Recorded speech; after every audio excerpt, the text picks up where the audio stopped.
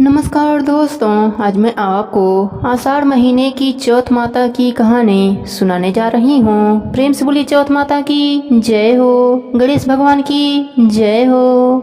प्राचीन समय की बात है, एक गांव में सास बहू रहती थीं। उनका बेटा विदेश में नौकरी करने गया था। सास बहू को लाड से रखती थी।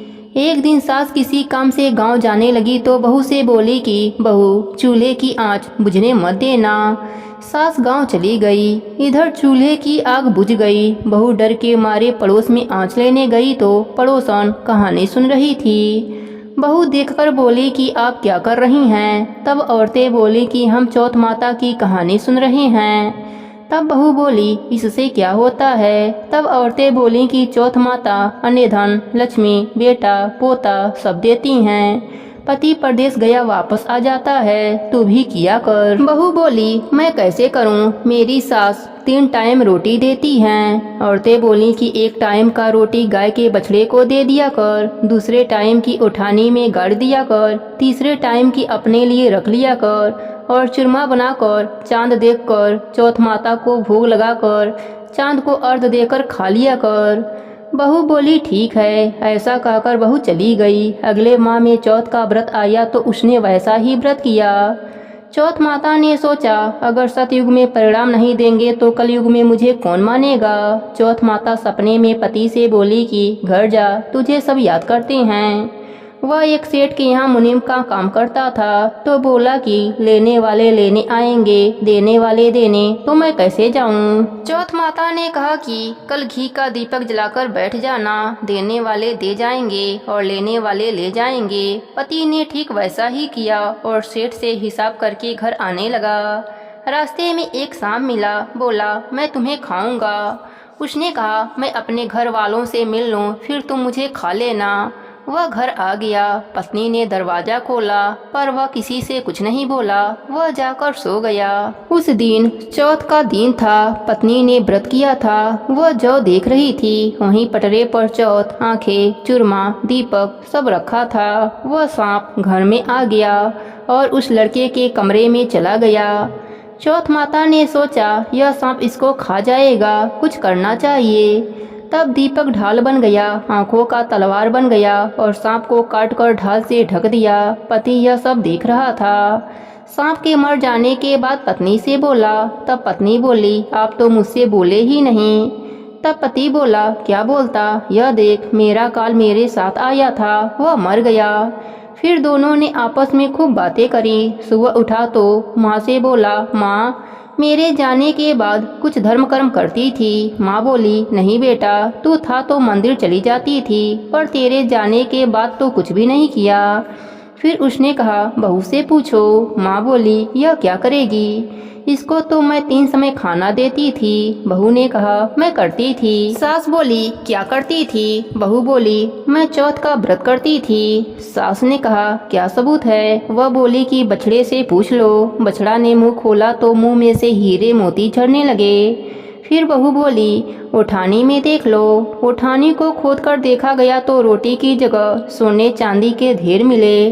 तीसरे बनिए से पूछ लो। बनिए की बात भी सही निकली। सास बोली, क्या चौथ माता ऐसी हैं। बहू बोली, हाँ, चौथ माता सबका भला करती हैं, सुख सौभाग्य देती हैं, सबकी रक्षा करती हैं। हे चौथ माता, जिस प्रकार आपने बहू पर अपनी कृपा करी, वैसे ही अपने सभी भक्तों पर अपनी कृपा बनाए रखना, सबके व्रत को पूर्ण करना। प्रेम से बोलिए चौथ माता की जय हो, गणेश भगवान की जय हो। एक सेठ सेठानी थे। उनका एक बेटा और बहू थी। बहू सबको भोजन करा के फिर स्वयं भोजन करती थी। एक पड़ोसन ऐसी भी थी जो रोज बहू से पूछती कि बहू, आज क्या बनाया खाया। बहू कहती, ठंडो बासी। एक दिन उसके पति ने ऐसा सुनकर विचार किया कि आज तो पकवान बनाया जाए, फिर देखें कि मेरी पत्नी क्या कहती है। उसने तरह तरह के पकवान बनवाए और घर के सभी लोगों ने एक साथ बैठकर भोजन किया। आज भी पड़ोसन ने पूछा तो बहू ने कहा, ठंडो बासी। सेठ के लड़के ने सोचा, हो ना हो कोई बात अवश्य है जिससे कि मेरी पत्नी ऐसा कहती है।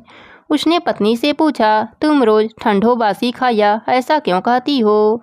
जबकि हम सब ने एक साथ बैठकर कई तरह के पकवान खाए। उसकी पत्नी बोली, आपने जो खाया वह बाप बूढ़ों की कमाई है। जिस दिन आप कमाकर लाओगे उस दिन मैं समझूंगी कि ताज़ा भोजन कर रही हूँ। अब एक दिन लड़के ने माँ से कहा, माँ मैं बड़े शहर में कमाई करने के लिए जा रहा हूँ। माँ बोली, बेटा अपने पास इतना धन है कि खाया नहीं खुटेगा। माँ के मना करने पर भी बेटे ने स्वयं कमाने का दृढ़ निश्चय कर लिया और जाते समय पत्नी से कहा कि मैं जब तक कमाकर बहुत सा धन लेकर न आ जाऊं, तुम चूल्हे की आग बुझने मत देना।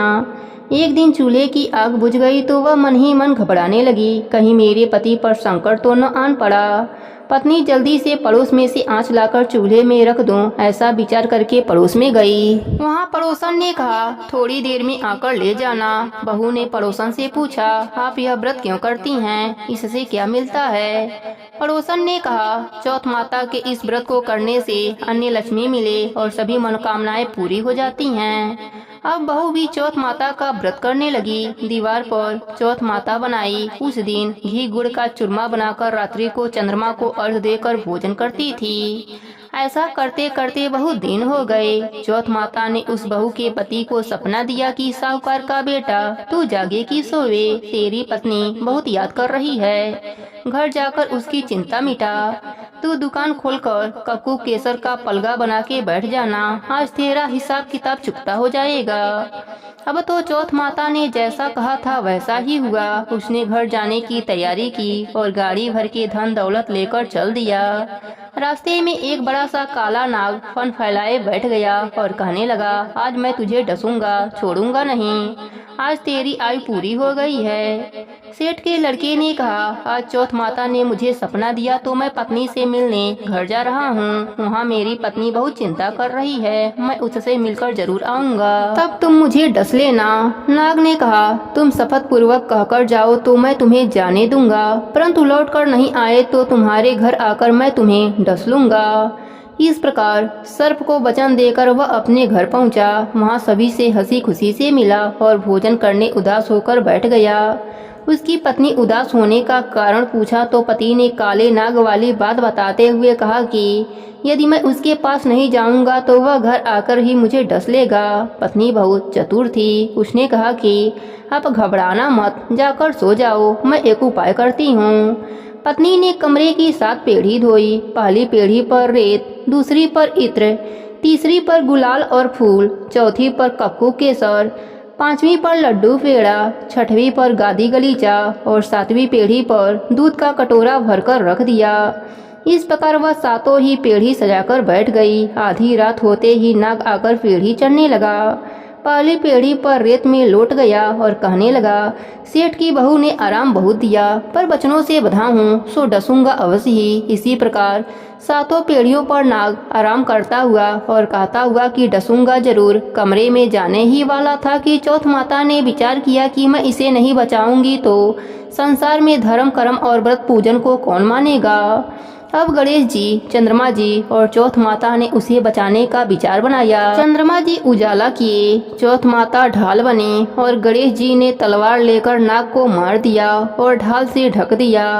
अब बहू भी थकी हारी सो गई। दिन उगा तो लोग बेटे से मिलने आए, परंतु बेटा बहू तो उठे ही नहीं थे। बहुत देर हो गई तो माँ उन्हें उठाने गई। माँ ने 7 पेढ़ियों पर जो कुछ देखा तो बहुत घबराई और बेटा बहू को आवाज लगाने लगी। बेटा बहू उठे तो देखा कि एक ढाल तलवार वहीं पड़ी है। अब ढाल उठाई तो वहीं काला नाग मरा हुआ पड़ा है। बेटा बहू ने सोचा कि आज तो धर्म कर्म ही आड़े आए, जो गणेश भगवान और चौथ माता ने अपनी रक्षा करी। हे चौथ माता, जैसे आपने सेठ के बेटे की रक्षा करी वैसे ही अपने सभी भक्तों पर अपनी कृपा बनाए रखना, सबके व्रत को पूर्ण करना। प्रेम से बोली चौथ माता की जय हो, गणेश भगवान की जय हो। एक नगर में एक बुढ़िया माई रहती थीं। वह अपने बेटे की सलामती के लिए 12 महीनों का चौथ का व्रत करती थीं। हर चौथ को पंसारी से थोड़ा सा गुड़ और घी लाकर 4 लड्डू बनाती, एक बेटे को देती, एक से पूजा करती, एक हथकार के लिए निकालती और एक चाँद उगने पर खुद खा लेती थीं। एक बार उनका बेटा ताई से मिलने गया। ताई ने भादुड़ी चौथ का व्रत रखा था। ताई से पूछा, माँ तो 12 चौथ करती है। ताई बोली, तेरी माँ तेरी कमाई से तरमाल खाने के लिए 12 चौथ करती है, तू परदेश जाए तो वो एक भी चौथ नहीं करेगी। लड़के को लगा ताई सच कह रही हैं। घर आकर माँ से कहा, मैं परदेश जा रहा हूँ, यहाँ तू मेरी कमाई खाने पीने में उड़ा देती है। माँ ने समझाकर रोकना चाहा, पर बेटा नहीं माना। माँ ने उसे साथ ले जाने के लिए चौथ माता की आंखें दिए और कहा, मुसीबत में यह आंखें तेरी मदद करेंगे। वह आंखें लेकर रवाना हो गया। घूमते हुए एक नगर में पहुंचा। उसने देखा एक बुढ़िया माई रो रही हैं और पुआ बना रही हैं। उसने कारण पूछा तो बुढ़िया माँ ने कहा, बेटा इस नगर की पहाड़ी पर एक दैत्य रहता है। पहले तो वह नगर में आकर कई लोगों को खाने के लिए मार देता था, इसलिए यहाँ का राजा उसे खाने के लिए हर घर का एक आदमी उसके पास भेजता है। और आज मेरे बेटे की बारी है, इसलिए रो रही हूँ और उसी के लिए पुआ बना रही हूँ। वह बोला, तू पुआ मुझे खिला दे, मैं तेरे बेटे की जगह चला जाता हूँ। बुढ़िया माँ ने खीर पुए उसे खिला दिए। खा पीकर वह सो गया। रात को राजा के सैनिक आए तो बुढ़िया माँ ने उसे भेज दिया। दैत्य के सामने पहुंचने पर उसने चौथ माता की आंखें दैत्य की तरफ फेंक कर कहा, हे चौथ माता, यदि मेरी माँ मेरी सलामती के लिए व्रत करती है तो दैत्य का सिर कटकर गिर जाए। तुरंत दैत्य का सिर कट गया। लड़का वापस आ गया। राजा ने उसे उपहार देकर विदा किया। चलते हुए एक दूसरे राजा के नगर में पहुंच गया। इस राज्य में आमा तभी पकता था जब एक इंसान की बलि दी जाती थी। सिपाहियों ने उसे पकड़कर आमे में चुन दिया। लड़के ने आंखें आवे में डाले और कहा, हे चौथ माता, यदि मेरी माँ मेरे लिए व्रत करती है तो आमा मेरी बलि के बिना ही झट से पक जावे। आमा तुरंत पक गया। आमे में से मिट्टी की जगह सोने चांदी के बर्तन निकले। अंदर से लड़का बोला, बर्तन धीरे धीरे निकालना, मुझे लग जाएगी। राजा ने उसे निकलवाया और पूछा, इस आमे से तुम बच कैसे गए? लड़के ने बताया कि उसकी माँ चौथ माता का व्रत करती है, व्रत के कारण ही वह बच पाया है।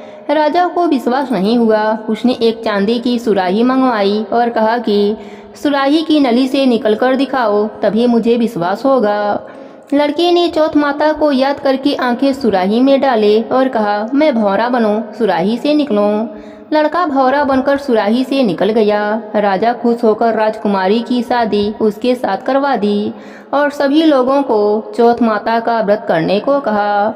उसे माँ की याद आई। उसने राजा के पास जाकर खुद के नगर जाने की इच्छा जाहिर की। राजा ने रथ, घोड़ा, हाथी और खूब सारा दान दहेज देकर उन्हें विदा किया। चौथ के दिन अपने नगर पहुंचा। वह अकेला पंसारी के यहाँ माँ का इंतजार करने लगा। सोचा, चौथ का दिन है तो माँ यहाँ जरूर आएगी। थोड़ी देर बाद लकड़ी टेकती हुई माँ आती दिखी। उसकी माँ की आंखों में जाले आने के कारण दिखना कम हो गया था। लड़के ने जानबूझकर अपना पैर लकड़ी में लगा दिया। कहने लगा, बलरे पूत काटी, मेरे पैर में लगा दी। माँ ने उसे नहीं पहचाना। कहने लगी, भैया मुझे चाहे कितनी भी गाली निकाल लो, पर मेरे बेटे को कुछ मत कहना। बेटा माँ के चरणों में गिर पड़ा। कहने लगा, माँ मैं तेरा ही बेटा हूँ, मुझे माफ कर दो। माँ ने उसे गले से लगा लिया। नगर के लोगों ने विश्वास नहीं किया कि वह उसी का बेटा है। बुढ़िया माँ ने चौथ माता को याद करके कहा कि हे चौथ माता, यदि मैं अपने बेटे के लिए व्रत करती हूँ तो मेरे स्तन में दूध भर जावे और उसकी धार मेरे बेटे के मुंह में गिरे। माँ के स्तन से दूध की धार निकलकर बेटे के मुंह में गिरने लगी। लोग चौथ माता की जय जयकारा लगाने लगे। उस नगर के सभी लोग चौथ माता का व्रत करने लगे। हे चौथ माता, जैसे आपने बुढ़िया माई और उनके बेटे की सहायता करी, वैसे ही हमारी भी करना। अपने सभी भक्तों पर अपनी कृपा बनाए रखना।